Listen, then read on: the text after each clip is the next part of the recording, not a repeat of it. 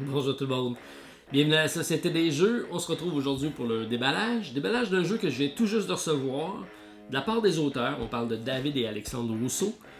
Deux jeunes auteurs qui m'ont proposé en décembre 2018 de présenter leur projet sur Kickstarter. Ce que j'ai fait, et c'est une adaptation d'un jeu de type jeu de rôle, fantasy, en jeu de plateau, plus précisément jeu de cartes. Et le projet a vu le jour, a été édité dans la dernière année, a connu un franc succès, de sorte que le deuxième chapitre devrait sortir en septembre 2020, tout prochainement sur Kickstarter. Alors sans plus tarder, on regarde le contenu de la boîte, l'ordre de Vielle, c'est parti.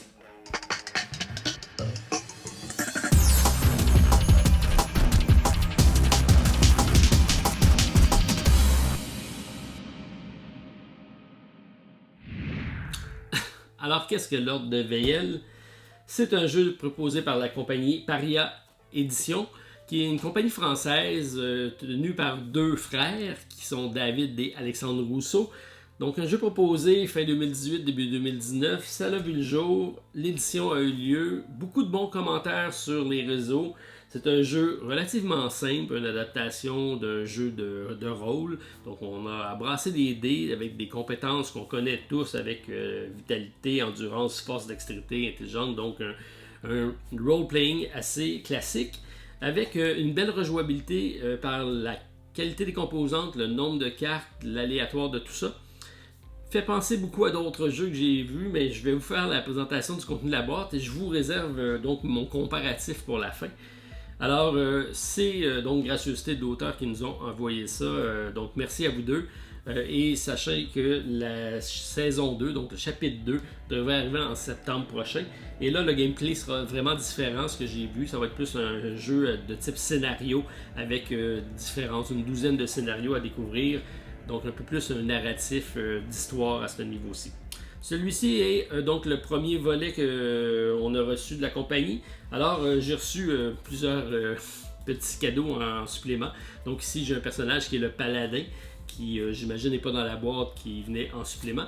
Et ici, j'ai The Chosen One, donc un autre personnage, et celui-ci est en anglais. C'est bien parfait parce que j'ai des coéquipiers qui jouent avec moi qui sont anglais également.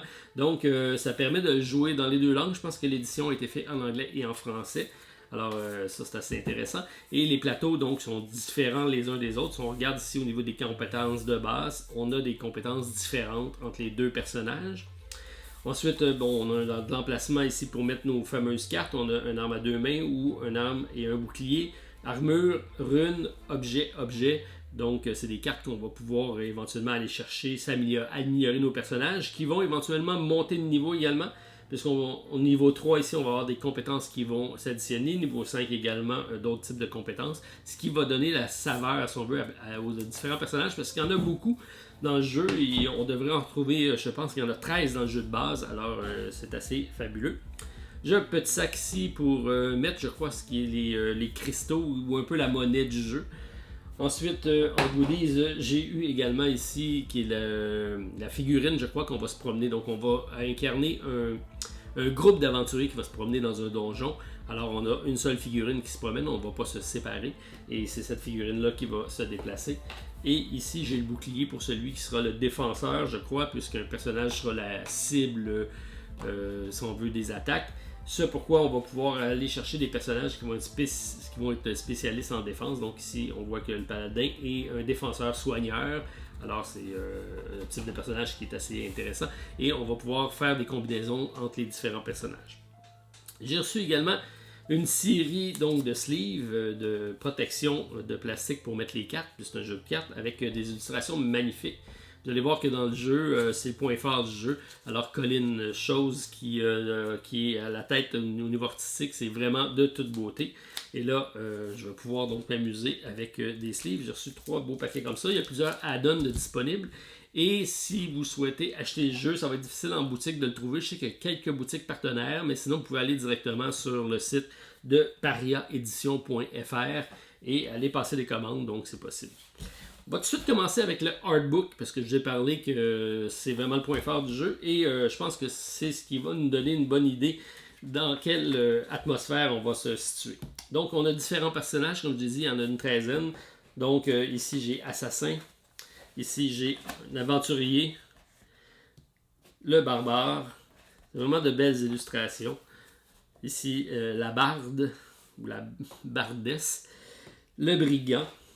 Alors, ça semble être fait à la peinture. C'est vraiment de toute beauté. Le briseur des ordres, donc celui qui cogne, on a des cogneurs. Ici, on a une chamane vraiment mystérieuse. J'aime beaucoup. L'érudit, on a ici le guérisseur. Enfin, un chevalier en armure.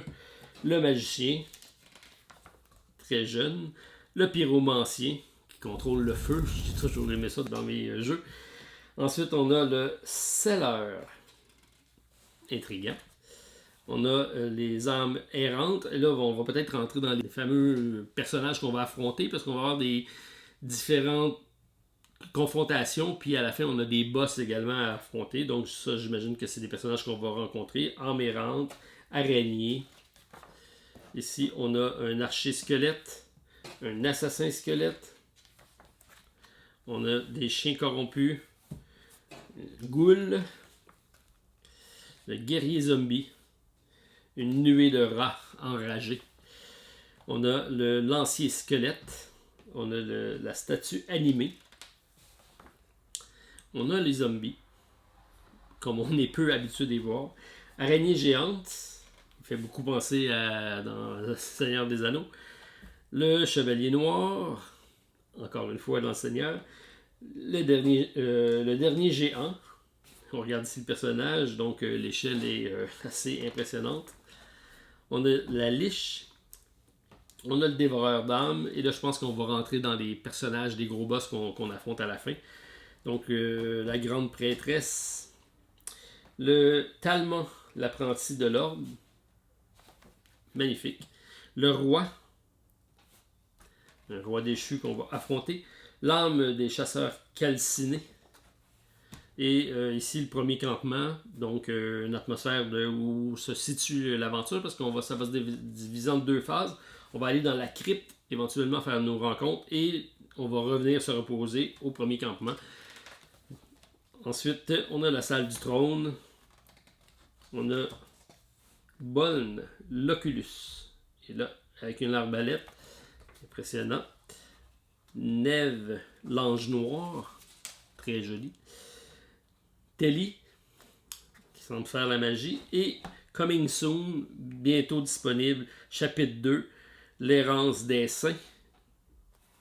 Vraiment de toute beauté, avec une femme arbre embusquée.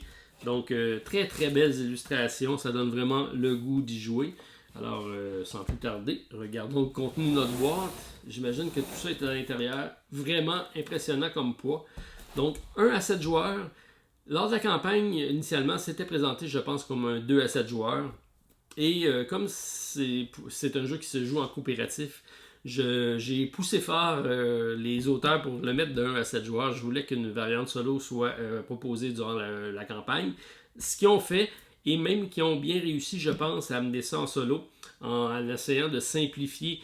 Normalement, il y a un des joueurs qui va jouer le rôle du Dungeon Master, donc le maître du donjon, durant le tour des autres. Ils ont réussi donc à faire quelque chose qui se tient très bien en solo, et les commentaires que j'ai eus sont quand même très bien. 90 minutes par partie, 15 ans et plus. On a ici donc l'ordre de Viel avec les composantes. Beaucoup de composantes, comme j'ai dit, le poids en fait foi, assez impressionnant. Alors, on va regarder ce qui se cache à l'intérieur de cette belle boîte.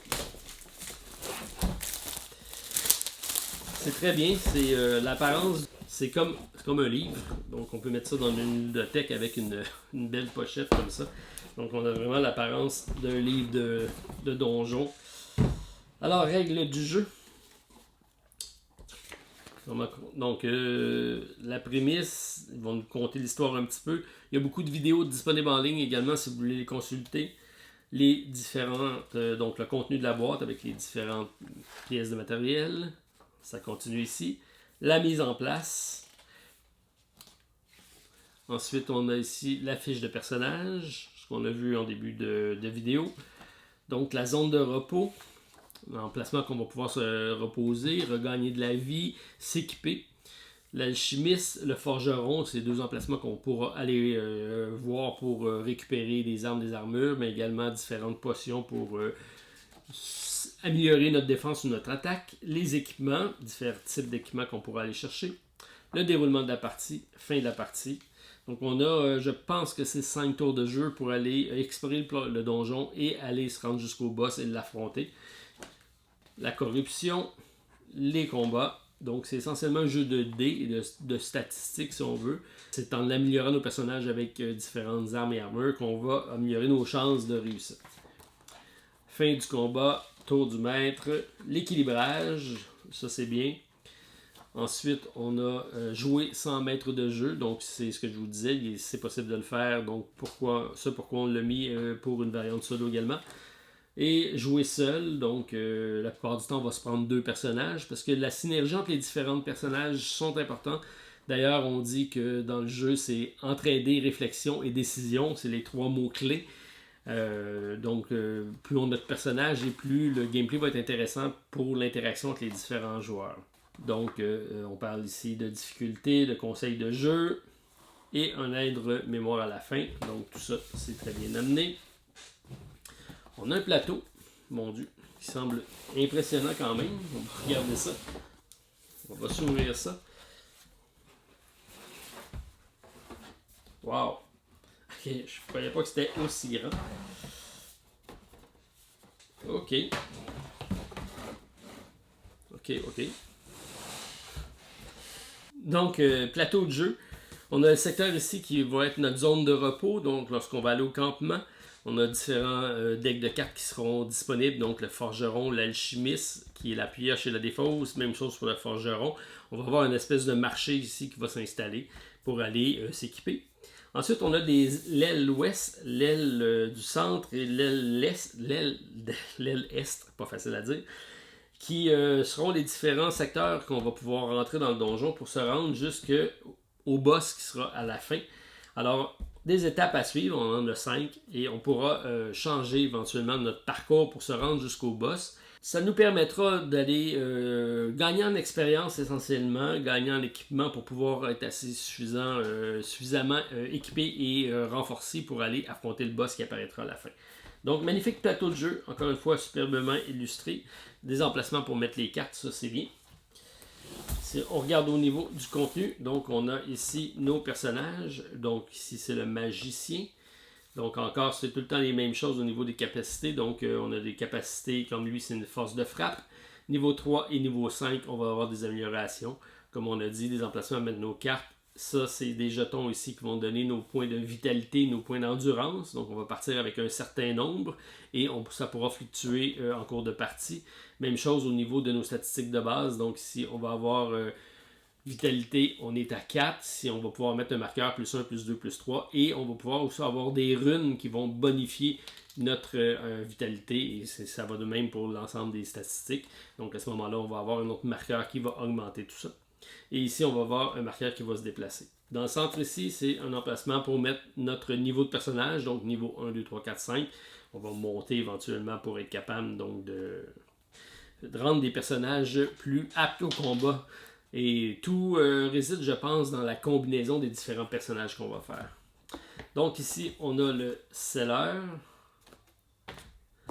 Ici, ça c'est un des boss. On voit ici la grande prêtresse, 80 points de vie.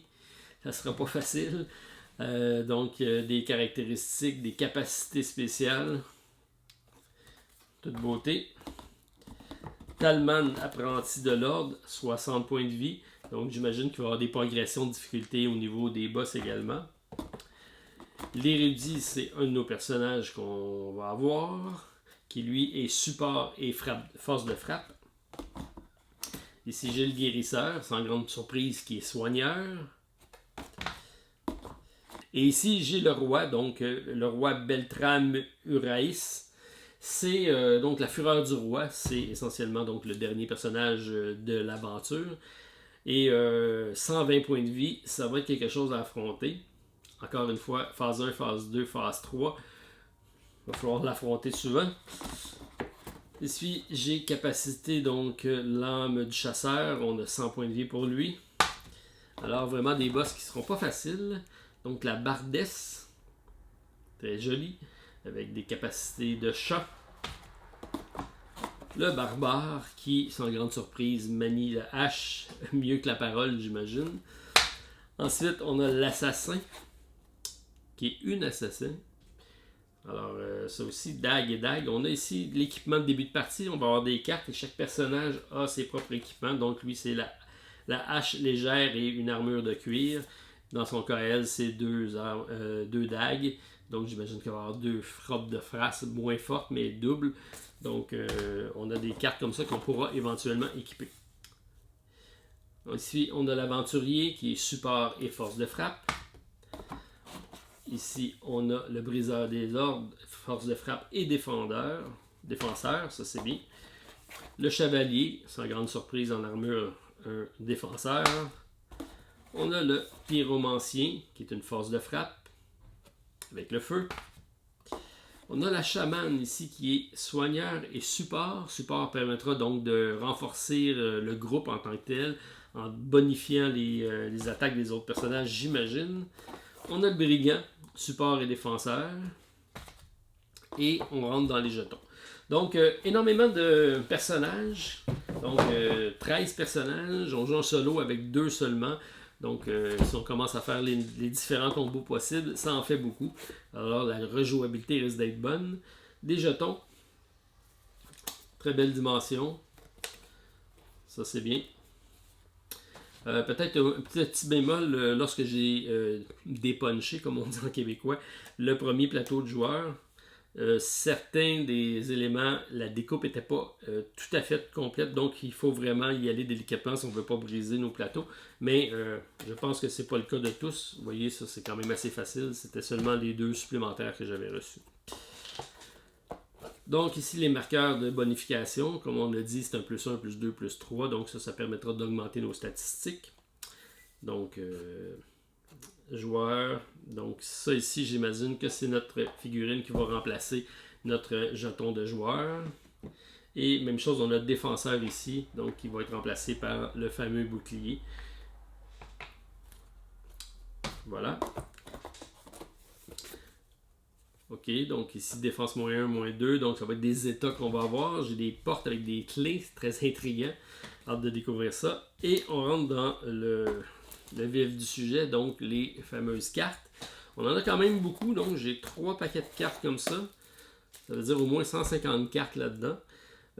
Donc on a, je pense, 124 cartes d'équipement. On a 13 héros, 16 monstres, 4 boss, 32 événements, 33 items consommables. Bref, ça va être beaucoup de trucs à regarder, tout ça.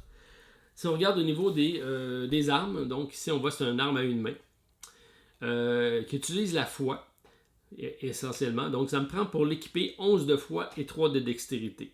C'est les statistiques minimum que j'ai à avoir. Donc si je prends mon brigand ici, en foi il part à 2, donc on va oublier ça pour lui, ce ne sera pas le type d'arme qu'il va privilégier. Il va s'orienter vers d'autres choses. Par contre, ici, la chamane commence avec 7, donc éventuellement, si je réussis à monter sa foi jusqu'à 11, je pourrais prendre la masse et l'équiper, puisqu'en dextérité, elle a déjà 6 et j'ai besoin de 3. Donc, cette combinaison-là me fait beaucoup penser à Dark Souls. Dark Souls utilise ce système-là. Si vous avez vu nos vidéos en compagnie de Stéphane et de moi, on en a fait donc Dark Souls, le jeu de plateau. C'est très très similaire à ce niveau-là. Dark Souls, le jeu de cartes existe, mais je vous dirais que celui-ci est beaucoup plus près du jeu de plateau que Dark Souls, le jeu de cartes du jeu de plateau. Donc, belle adaptation. Je pense qu'on va y retrouver le même feeling avec le retour ici au camp de base et aller faire nos explorations de donjons, revenir tout ça. Donc, on va retrouver en jeu de cartes vraiment ce qu'on a comme atmosphère dans Dark Souls. Alors, ça, c'est au niveau des cartes. On a donc les cartes de départ, comme on vous a dit au début de la partie, quand on va équiper nos personnages. Sinon, lorsqu'on va revenir au campement, on pourra aller acheter en récupérant les fameux jetons qu'on a ici. Donc, ça, c'est nos cristaux qui vont nous permettre d'acheter les différents items. Donc, on a ici le coût. Donc, ça, c'est 3 cristaux pour l'acheter. Donc, on a différents types d'armes. On a des talismans également. le stock, une bombe, un couteau, un anneau de repos, un seau, de l'arcane, un katana. Donc, beaucoup de cartes intéressantes. Et du petit texte, c'est tout en français, c'est l'aspect intéressant. Donc, rend 4 points d'endurance à un joueur. On va avoir des trucs qui vont nous permettre également de, pas de se guérir, mais de se renforcer. On a un tome des arcanes. Ici, inflige 6 points de dégâts, donc ça va être 9 en intelligence. Probablement, ça va prendre un magicien pour l'opérer. Ça agit à distance. On a ici l'objet. Puisque lorsqu'on va rentrer dans un donjon, on va faire apparaître des monstres. Et les monstres pourront être sur différents plans. Donc, un plan rapproché qui nous permettra d'attaquer ceux qui sont en close combat. Et sinon, ça va nous prendre une arme à distance pour aller attaquer ceux qui sont dans le fond. Alors ça, c'est bien pensé. On a ici les grandes cartes de type tarot pour nos différents monstres. On va regarder ça.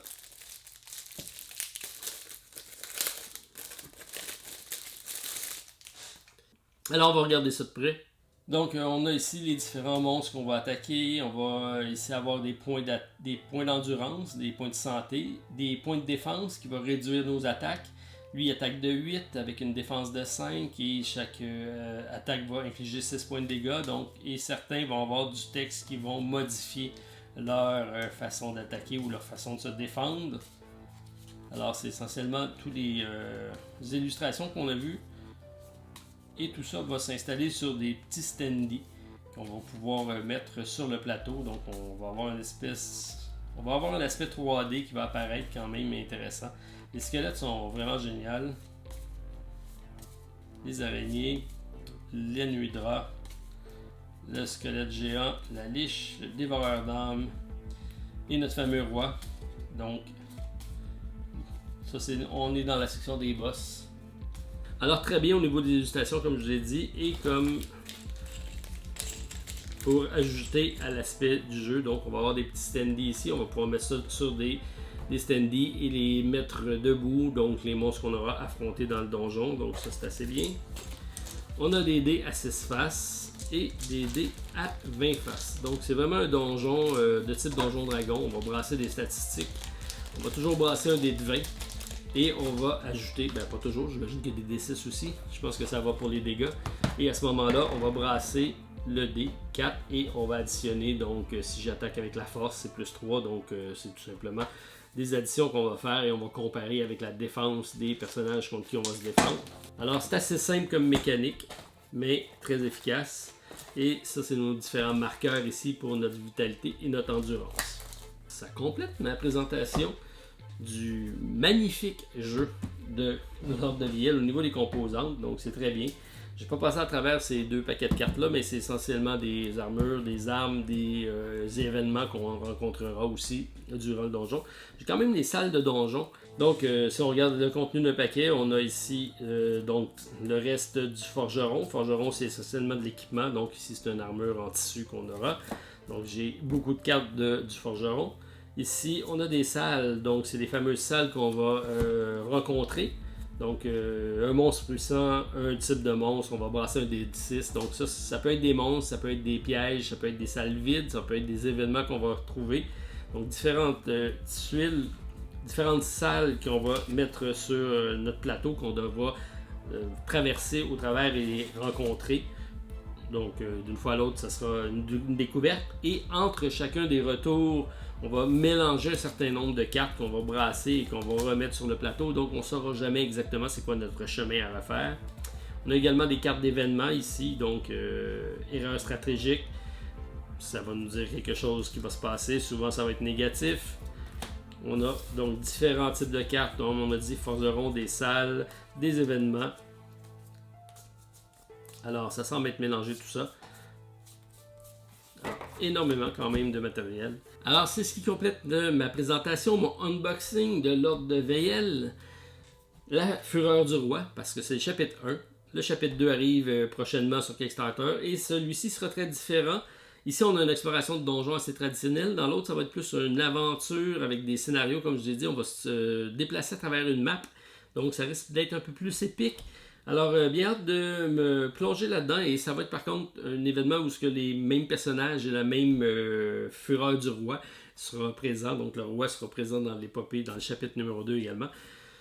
Reste à découvrir tout ça. Donc, vous avez apprécié pouce en l'air, commentaire à la vidéo. Et on essaie de vous présenter une partie prochainement. Alors, à suivre sur la Société des Jeux. Bye tout le monde. À la prochaine.